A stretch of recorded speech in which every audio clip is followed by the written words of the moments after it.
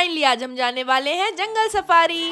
Last video में मैंने आपको दिखाया था कि हमारी जीप आ गई है, तो अब हमें सेटल होना है। अब सीन आया जीप डिवीजन का, तो नेचुरली डिसाइड हुआ हम जवान लोग एक जीप में फुल एनर्जी फुल शोर शराबा वाले टाइप, और दूसरी जीप में सारे एजेड लोग, ताकि एक जैसी कंपनी हो। अब आगे बढ़ते ही हमारी जीप का यही मोटो था कि चाहे शेर दिखे ना दिखे, रील पूरी होनी चाहिए ताकि हमारे पैसे वसूल हो जाए। भाई हमारा तो ड्राइवर भी जवान था, हम उनको बोल रहे थे कि भैया थोड़ी तेज चलाओ तेज चलाओ तेज चलाओ तेज चलाओ, उड़ाओ उड़ाओ उड़ाओ, और वो सच में उड़ा रहे थे। और जो हमारी पीछे वाली जीप थी वो तो दिख ही नहीं रही थी। बेचारी दूसरी टीम का तो ड्राइवर भी बूढ़ा था। अब जैसे जैसे हम आगे बढ़ रहे थे, मुझे तो आधे रास्ते ऐसे लग रहे थे कि मैं बिहार में ही आ गई हूँ। वैसे सेम घर सेम रोड्स मेरे बिहार में भी हैं। अगर आप बिहार के हो और कभी जिम कॉर्बेट आए तो आप देखना कि मैं क्या बोल रही हूँ, आप बिल्कुल रिलेट कर पाओगे। अब जैसे जैसे हम रास्ते में आगे बढ़ रहे थे, हमें वैसे डियर दिखा, पिकॉक दिखा, आउल दिखा। फाइनली काफी देर चलते चलते हम पहुंच गए अपने फाटू जोन के अंदर। ये एक जंगल ही है जहाँ पे हम आए हैं जंगल सफारी करने के लिए। यहाँ एंट्री करते ही आपसे बुकिंग वगैरह और सिक्योरिटी चेक करने के बाद आपको एक गाइड इशू होता है, जो कि आपको जंगल के बारे में समझाएगा कि यहाँ पे कौन कौन से एनिमल्स हैं, कितने टाइप के एनिमल्स हैं और क्या क्या हैं।